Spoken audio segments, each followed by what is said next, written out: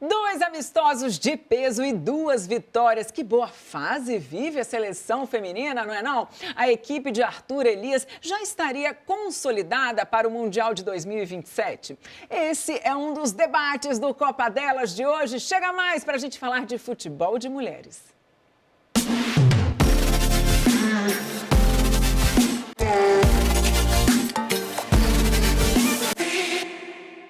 Bem-vindos ao Copa Delas, o lugar de futebol de mulheres da TV Brasil. Eu sou Marília Rigoni e além do YouTube da TV Brasil, a gente também está na Rádio Agência Nacional, no site e no perfil no Spotify. E hoje, como vocês já estão vendo, eu tenho a companhia da comentarista da TV Brasil, Brenda Balbi, e direto lá de Porto Alegre, a presença online de Carol Freitas, da Rádio Gaúcha 0 Hora e podcaster na Resenha das Gurias. Bem-vindas, meninas! Tá em Porto Alegre mesmo, né, Carol? Não errei, não. Tá lá de Porto Alegre. Tá em Porto Alegre, sim. Por mais que eu seja de Caxias, eu tô em Porto Alegre hoje. Ah, é isso aí. Vou começar já o papo com você, Carol. Para resumir bem pra gente, se fosse resumir, na verdade, um sentimento que representa a seleção feminina neste momento para você, qual seria? Ansiedade. Ai! Eu vivo uma ansiedade muito grande por 2027.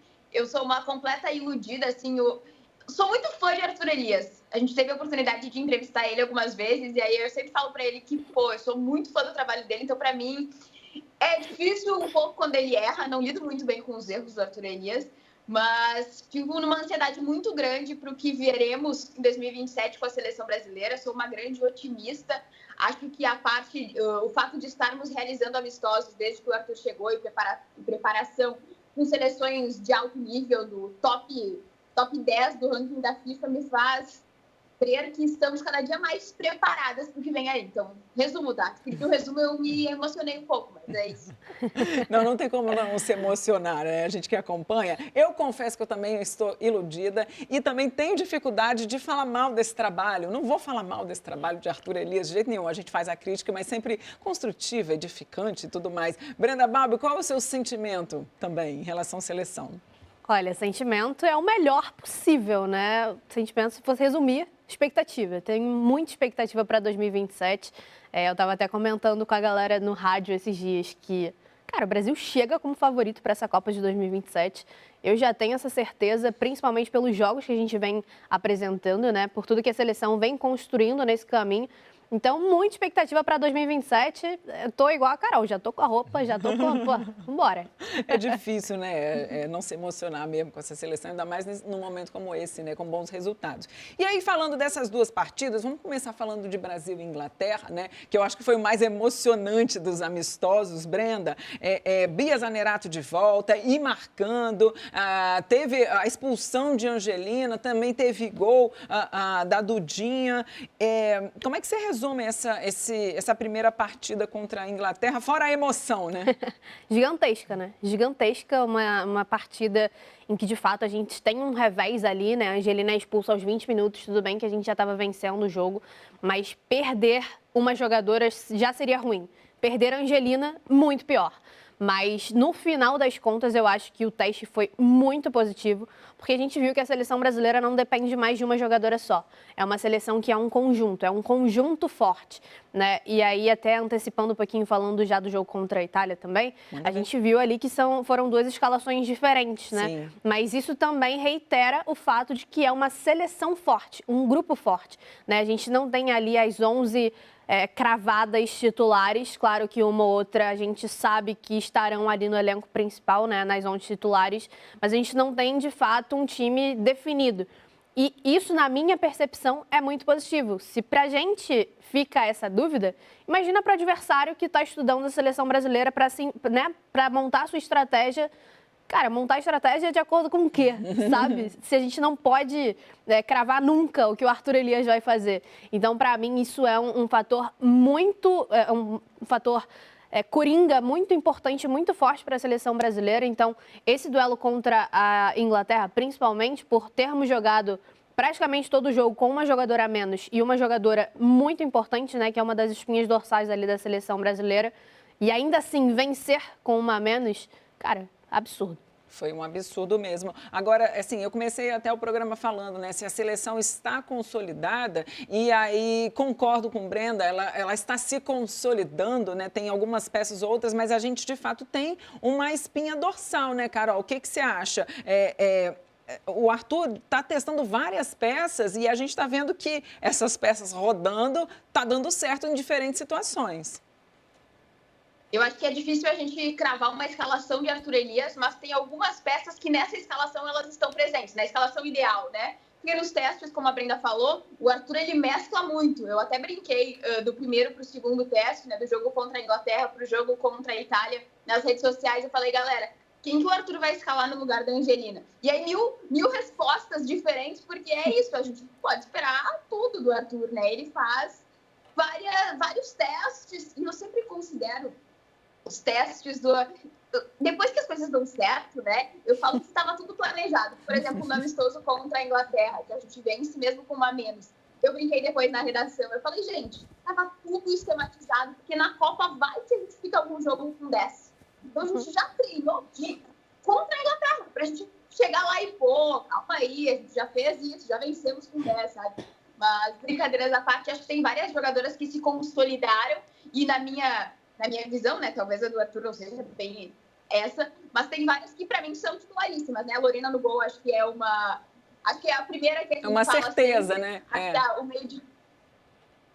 Acho que meio de campo com Duda Sampaio e Angelina também é inquestionável, tanto é que no último teste contra a Itália a gente falou, pô, mas esse meio de campo sem Angelina e sem Duda Sampaio não é aquele meio de campo, assim, que nos enche os olhos, né? E aí, até nas redes sociais, a crítica, eu também fiz essa crítica, mas construtiva, dizendo, pô, a Duda tá no banco, quem sabe vamos colocar a Duda no segundo tempo contra a Itália e tal. Eu acho que tem algumas peças que estão se consolidando, mas tem outro ponto que eu vejo também, que é a nova geração com muitos destaques florescendo, né? A gente viu a Luane, por exemplo, sendo destaque contra a Itália, é uma menina jovem que começou a ganhar oportunidade na era Arthur Elias, a Johnson, que é uma guriazinha, pô, e tem muita personalidade, né? Então, acho que são os novos destaques também podem surpreender até 2027. A gente tem a Priscila, que eu sou muito fã da Priscila, e eu vi ela desenvolver aqui no Inter, né? Ela chega no Inter, primeiro clube dela,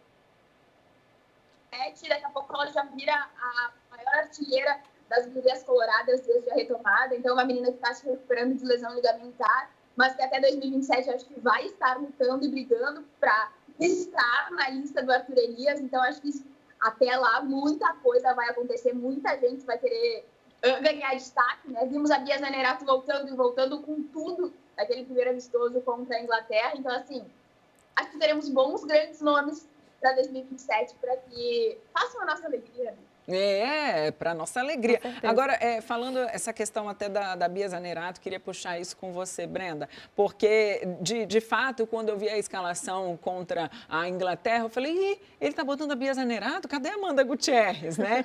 E Bia Zanerato, meu amor, ela falou assim... Cala a boca, Marília, fiz um gol, né? Voltando super bem. Mas não é questionando a qualidade da Bia, porque é inquestionável. É a questão o quanto a Amanda já estava bem nas últimas partidas. E aí, olha que dúvida cruel que ele tem, né? Quem que ele continua? E ainda até complementando também o que disse Carol, que a gente fala assim, 2027 está logo ali, de fato está logo ali. Mas quando a gente fala de um ciclo de esporte, um ano, muita coisa pode acontecer, né? Pois é. Então, o retorno da Bia para a seleção acho que não poderia ser de forma melhor, né?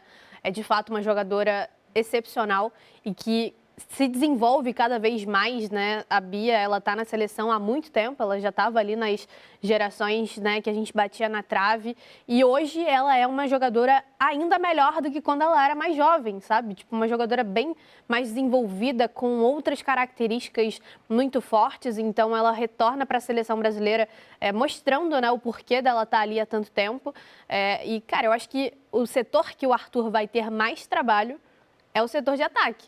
Porque, de fato, a gente tem excelentes jogadores, né, no seu máximo potencial com certeza a gente vai ficar decepcionado na Copa por alguns nomes não estarem na lista do Arthur Elias, porque essa geração que vem agora é muito forte e a gente tem muita opção de jogadoras excelentes. Então, assim, o que dá para esperar é que, com certeza, quem estiver na lista do Arthur Elias... Eu sou 100% Arthur Elias, tá? Então, quem estiver na lista do Arthur, eu tô confiando, tô com ele. Mas, assim, eu acho que o setor que ele mais vai ter dor de cabeça, uma boa dor de cabeça, né, para escolher os nomes, é no setor ali do ataque. Mas é isso, a Bia volta chancelando ali o porquê dela ter que estar presente também. E aí, só complementando, o motivo dela ter entrado como titular nesse jogo, Marília, eu acredito que tenha sido justamente para dar confiança, né? Para esse retorno dela. Ali, né? Uhum. Porque, de fato, uma jogadora muito importante, que nos Estados Unidos também é muito importante para o seu clube, mas que é isso, a Amanda Gutierrez, ela já está numa fase que é inquestionável. Ninguém questiona, né, a qualidade da Amanda Gutierrez. É, de fato, uma jogadora que sabe fazer gol e que ainda tem um tempo aí de maturação grande até a Copa. A Bia, ela também é uma jogadora que é mais madura do que a Amanda, né, em sentido ali de experiência e tal, mas que retorna para a seleção brasileira tendo essa oportunidade, tipo, cara, vai lá, retoma o seu bom futebol, ganha confiança de novo, porque a gente conta com você. E é legal que a Amanda também, como você falou, esse tempo de maturação, inclusive voltando para uma experiência internacional que ela já viveu e agora voltando de novo, e vamos ver como que ela vai desenrolar, né, a próxima temporada no exterior. Eu queria falar com você, Carol, essa questão, né, a gente questiona, meu Deus, que escalação é essa? Mas aí ele está tudo planejado. Entre esse... Está tudo planejado e que a gente espera. O que você acha dessa frente lá que ele fez? Ludmilla ou Tainá Maranhão, perdão. Eu sou muito time Tainá Maranhão. Acho que, assim, desse primeiro teste contra a Inglaterra, acho que a Ludmilla deixou um pouco a desejar e eu acho que ela já deixava nas outras passagens dela anteriores, e entendo que o Arthur vai ter que testar, né? Porque, como a Brenda falou, talvez seja o setor em que ele mais tem opções, mas é o setor em que ele mais vai convocar atletas também, né? Porque ele é um treinador muito ofensivo. Eu até estava calculando depois do último amistoso contra a Itália, os números do Arthur, né? Mais de 70% de aproveitamento e uma média superior a 2 gols por jogo desde que ele assumiu a seleção. Então, ele é realmente o mesmo Arthur que treinava o Corinthians, né? Mas eu acho que a Ludmilla, ela deixou a desejar, na minha opinião. Assim, acho que a gente esperava mais dela. Ela é uma jogadora de velocidade, mas acho que velocidade a Tainá Maranhão também entrega. E no jogo contra a Itália, para mim, no primeiro tempo especialmente, a Maranhão, ela estava querendo mostrar muito para o Arthur que ela merece mais chances, assim, sabe? Então, mesmo que a gente reclamasse que o meio de campo não estava funcionando tão bem como no amistoso contra a Inglaterra, por exemplo, ela dava um jeito de buscar a bola. A bola não vem até mim, eu vou buscar a bola, vou tentar driblar a marcação para invadir a área e vou na minha qualidade individual. Então, acho que ela é uma menina de muita personalidade. Acho que isso também faz com que ela tenha, né, o destaque que ela teve no Palmeiras nessa última temporada, que fez com que ela recebesse essa oportunidade do Arthur Elias. Mas, claro, que é uma menina muito jovem, né? Assim como a Luane é muito jovem, assim como a Johnson é muito jovem. Muitas meninas jovens desabrochando e querendo espaço. E acho que ninguém melhor do que Arthur Elias para também, né, ajudar elas nesse momento. Mas, assim, eu sou muito time Tainá Maranhão nessa disputa, assim. Tainá Maranhão, Ludmilla, sou Tainá Maranhão. Beleza. Queria até que ela tivesse feito um gol, assim, né? Eu até brinquei. Eu queria um gol da Luane com assistência da Tainá Maranhão ou vice-versa. Pra mim tava excelente. Mas a gente teve o gol da Luane e não foi a assistência dela. É legal, tô contigo nessa. Também sou muito time, não desmerecendo o Ludmilla, claro, tem seu papel, mas é por isso, né? Essas meninas novas chegando e mostrando o seu valor, né? A Luane, que foi a autora do gol no jogo contra a Itália, foi 1-0. E no outro jogo, como a gente já falou, contra a Inglaterra, foi 2-1, gols de Bia Zanerato e de Dudinha. Mas eu também quero fazer não é piada, tá, Brenda? É uma troça, mais ou menos assim, como se diziam antigamente. O que será que Sarina Wiegman ficou pensando do banco dela? Porque eu vi que ela conversava bastante com a assistente dela, quando ela foi vendo o jogo acontecendo e ela tomando de 2 no primeiro tempo. O que pensou, enfim? Cara, não sei, né? O que é isso? Ela deve ter pensado, o que está acontecendo? Não, mas a questão é que eu coloco, claro, fazendo piada, mas será que ela se surpreendeu? Porque não é de agora que o Brasil está indo bem. Então, eu acho que surpresa, de fato, assim, ficado em choque, ela não ficou. Porque ela não é possível que ela não tenha um celular em casa para ela ver a seleção brasileira, né? Então, assim, surpresa ela não ficou, mas claro que, com certeza, pode ter rolado um tipo, eita, Elas estão vindo mesmo, né? Tá acontecendo. Você não acha, Carol, que foi isso? Que ela ficou ali, ó, conversando com a assistente dela, e ela falou, estão fazendo. Olhou para os primeiros minutos e pensou, meu Deus do céu, eu estou tomando uma roda da seleção brasileira. Quem é a seleção brasileira? Estão vendo, né? Estão percebendo, assim, que a gente não é mais tão patinho feio como acharam que a gente era em alguns momentos. Então, assim, acho que eu prefiro que olhem para nós com esse olhar de surpresa e com baixas expectativas, que daí a gente vem, surpreende e dá tudo certo. Exatamente. Eu estou desconfiando de você. A gente vai lá e faz. Adoro.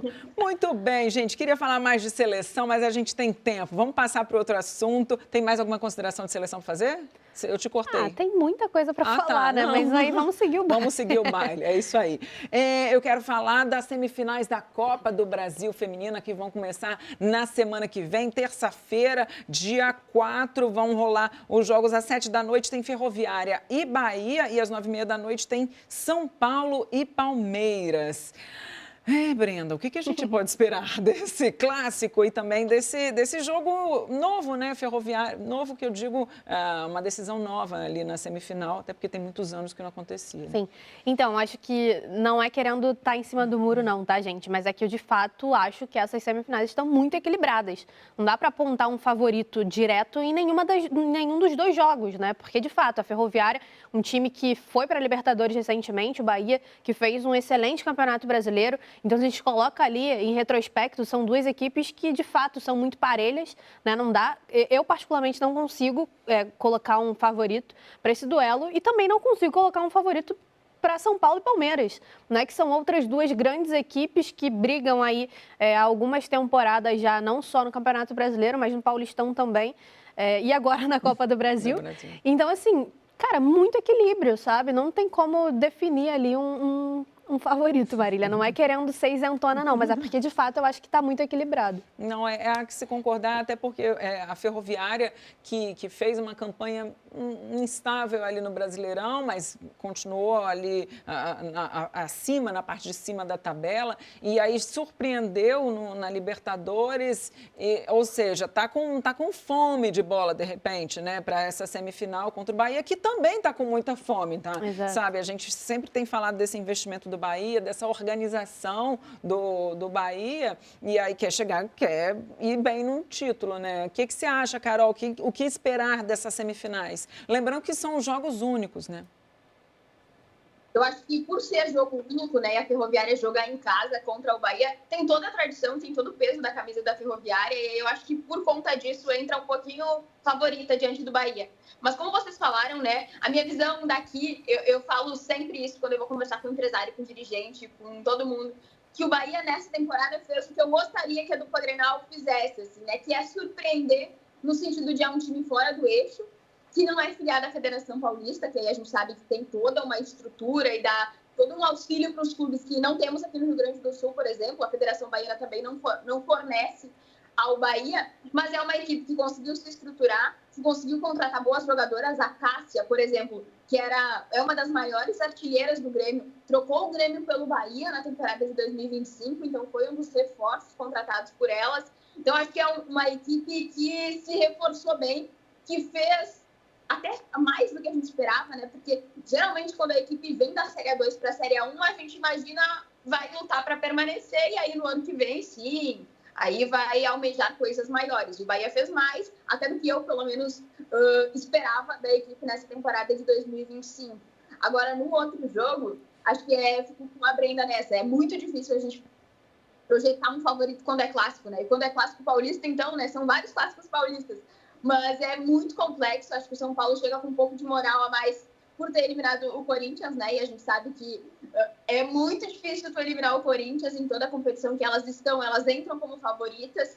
Então, o São Paulo, por ter feito isso, acho que entra com um pouquinho mais de moral. Mas também o Palmeiras tem a estreia da Rosana Augusto, né? As primeiras amostragens dela como treinadora. Então, acho que vai ser um jogaço. E não tem como perder essa partida, vai entregar tudo para nós. Eu acho também, e era esse ponto que eu ia falar.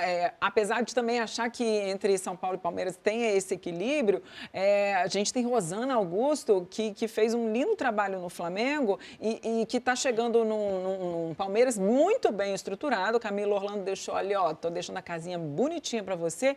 E Rosana também sabe como lidar com isso, né, nessa transição. Sim. Então, vai ser interessante, vai ser bem interessante de fato. Eu acho que realmente favorito ali entre São Paulo e Palmeiras, é difícil pontuar, mas talvez o Palmeiras tenha um pouquinho aquela vontade a mais, então, vamos dizer.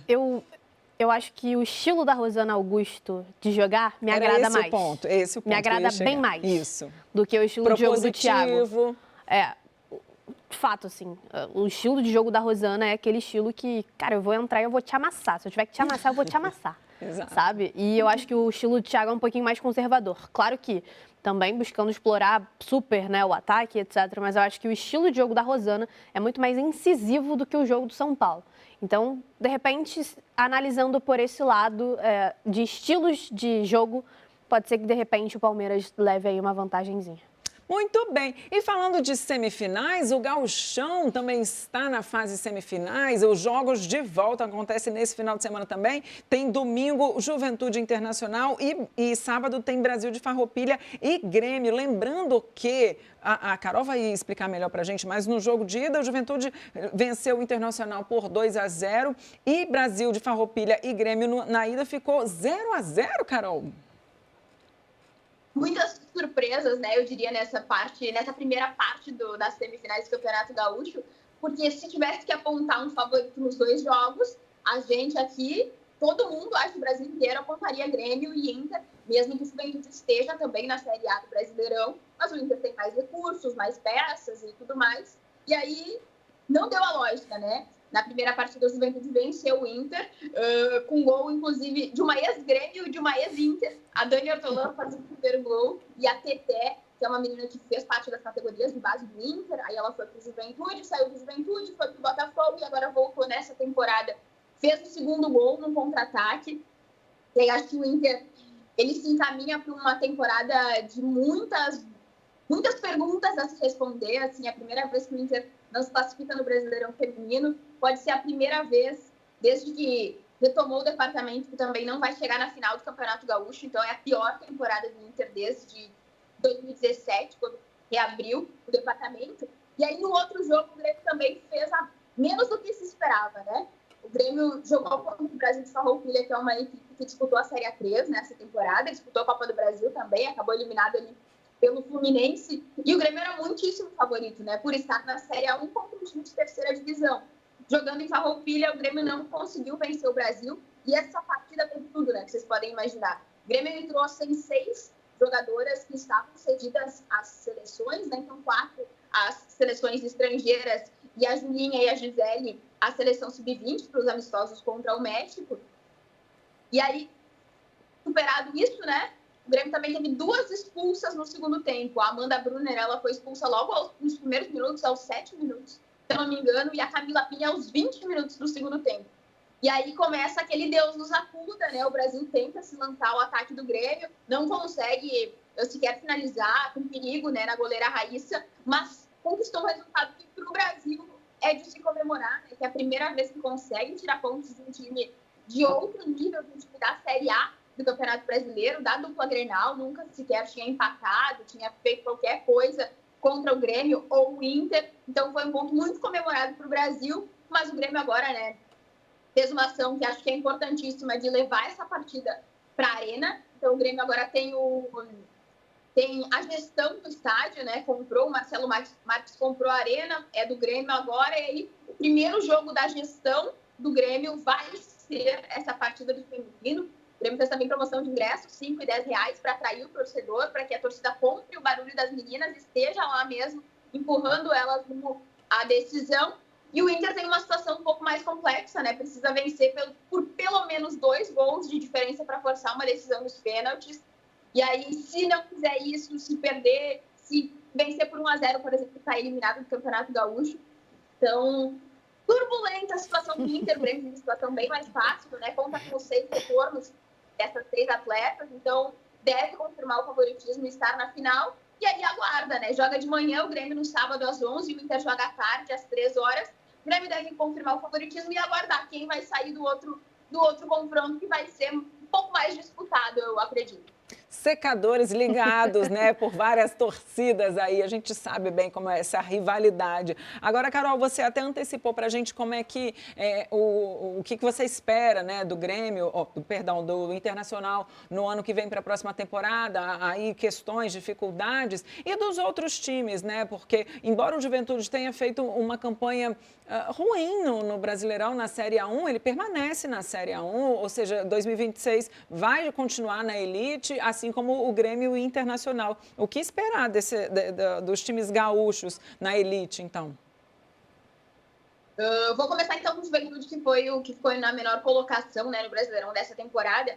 Acho que a minha preocupação maior em relação ao Juventude é sobre o masculino, né? A gente sabe que isso sempre reflete, a campanha negativa do masculino sempre reflete no feminino. Vimos isso até com o Santos, que as sereias da Vila eram super, hiper, mega consolidadas no cenário do futebol feminino e acabaram pagando pelos erros do masculino. Então, no Juventude não deve ser diferente, né? Juventude está na zona de rebaixamento da Série A do Brasileirão. Não parece ter muita força para conseguir uma reabilitação e uma arrancada espetacular para sair da zona e aí permanecer na elite do masculino. E aí acredito que com o rebaixamento vai, de toda forma, acabar respingando no feminino. E aí me preocupa um pouco, porque as equipes que subiram da Série A2 para a Série A1 são equipes de camisa pesada, né, que também tem bons investimentos e também, se quiserem ter um olhar mais atento para o futebol feminino, a gente sabe que às vezes não é o caso, né? O Atlético Mineiro é um exemplo, né, de time que tem bastante estrutura, mas quando bateu na Série A1 não fez por merecer. Mas me preocupa um pouco o Juventude a respeito disso, assim. Não tem nenhum atleta com contrato para o ano que vem, então todos os contratos eles se encerram em dezembro. E aí é um risco também, né? A Renata, por exemplo, goleira do Juventude, foi um destaque do Brasileirão. Então ela deve receber propostas de outras equipes. E aí o Juventude já perdeu a Cláudia no ano passado, que tá na seleção brasileira agora. Grande, né? Cláudia. Então deve perder uns nomes. Exatamente, então deve perder alguns nomes que foram importantes nessa temporada. A Dani Ortolan, ela chega no Juventude e ela tem 10 jogos e 10 gols. Eu duvido que não vai ter proposta para ela sair também, sabe? Então são atletas que são importantes para o Juventude, mas que dependendo do masculino, talvez o Juventude não consiga cobrir essas propostas que seriam importantes para uma continuidade, né? Para uma campanha melhor no ano que vem. Sobre a dupla Grenal, a gente viu no Grêmio, por exemplo, nessa temporada, fazendo uma campanha muito aquém do que tinha planejado no início do ano, que o Grêmio ele abre 2025 com a disputa da Supercopa contra o Corinthians. Naquela primeira coletiva de imprensa que teve, o Grêmio afirmou que o objetivo nesse ano era conquistar uma vaga para a Libertadores do ano que vem. Bom, a gente sabe que para estar na Libertadores, você tem que estar entre os 2 melhores do brasileiro, no máximo ali entre os 3 melhores, né, para que isso seja possível. E o Grêmio nem se classifica aos matas do Brasileirão feminino. E aí também cai na primeira fase da Copa do Brasil para o Bahia. Então foi uma temporada muito aquém para um clube que investiu 15 milhões e 900 mil reais, quase 16 milhões de reais do feminino e não atingiu qualquer objetivo que tenha traçado. Então, acho que o Inter tem muitas coisas a responder, o Grêmio também, né, sobre o que deu errado, que teria que ter sido feito diferente, quais reforços teriam que ter vindo ou não ter vindo, sabe, para que as coisas fossem distintas. Então, uma situação bem complexa para o futebol gaúcho nessa temporada. O Inter, eu falei antes, né, até então o pior ano do Inter, porque além do profissional, a gente sabe que as categorias de base do Inter sempre foram um destaque, né? O Inter sempre disputou os títulos no Brasileirão Sub-17, no Brasileirão Sub-20, e nesse ano não conseguiu chegar na final de nenhuma das categorias. Então, parece que é uma crise institucional do Inter, né? Até na categoria de base, alguma coisa precisa ser ajustada para o ano que vem. Então, são muitas perguntas para Grêmio e Inter responderem ao final dessa temporada. Muitas atletas para permanecerem ou não, né? Acredito que no quesito do Grêmio, a gente tinha elencado 2 atletas que são cruciais para o elenco e que não tinham contrato para o ano que vem, mas que o Grêmio conseguiu renovar, que é a Giovaninha e a Dani Barão. Então, eram as prioridades. Se eu fosse dirigente, né? Eu brinquei numa resenha das gurias. Eu falei, se eu fosse dirigente, E se tivesse a caneta, as minhas prioridades seriam essas duas. Depois a gente negocia com as outras, mas essas precisam permanecer, que é difícil tu conseguir uma lateral direita do nível da Dani Barão, que caiba no orçamento do clube para o ano que vem. Então, acho que isso foi importante também. O Inter tem um contrato com a maioria das atletas, né, para as próximas temporadas, faz contratos mais longos e também se previne, né, com as craques da base, os destaques da base, já tem contrato de 2, 3 anos. Então, tem uma preocupação menor até com reforços. Acho que o grande preocupação do Inter tem que ser com a Catrine, que também, né, como eu falei da Dani Barão, lateral direita no Grêmio, no Inter é muito difícil agora, se perder a Catrine, encontrar uma lateral esquerda do nível da Catrine para suprir as suas necessidades. Então, acho que as preocupações agora da dupla Grenal tem que ser essas. Tem o Gauchão pela frente, né? Tudo bem, temos ainda mais 3 partidas, se as duas equipes chegarem na final, ou se o Inter não chegar na final, mais 2, porque vai ter que disputar o 3º lugar. Mas, isso dito, tem que começar a pensar na montagem do elenco para o ano que vem, para que não seja uma temporada tão ruim como foi essa de 2025, né? Em que nenhum dos objetivos de nenhum dos lados foi atingido. Beleza. Você tinha alguma dúvida de futebol feminino gaúcho? Pois ela te falou tudo. Para mim, tá tudo muito claro. Muito obrigada, Carol. É isso aí. A gente também, nesse final de semana, tá na fase de semifinais do Cariocão, mas esse assunto eu vou deixar para a próxima semana, porque tem jogos de volta também. A gente tem que, infelizmente, encerrar. E aí, do Paulistão, que o pessoal que também acompanha aqui, o Paulistão ainda não está na fase semifinal, ainda estão rolando os jogos da primeira fase. E é claro que a gente vai trazer informações no próximo programa também. Carol, super obrigada, valeu demais. Encontrem a Carol nas redes sociais, Carol Freitas, encontre lá na Resenha das Gurias, que é esse papo bom mesmo que ela traz com jogadoras e tudo mais. E Brendinha Balbi, você encontra sempre aqui na TV Brasil, né, Brenda? Muito obrigada também. Valeu, meninas. Valeu, Carol. Tchau, tchau. Obrigada, gente. Obrigada pelo convite. Foi um prazer, uma honra. Contem comigo para o que precisarem. E é isso. Beijo. Beijo, amor. E é isso, gente. O Copa Delas vai ficando por aqui. Semana que vem tem mais futebol de mulheres no YouTube da TV Brasil e na Rádio Agência Nacional. Muito obrigada. Até a próxima. Tchau, tchau.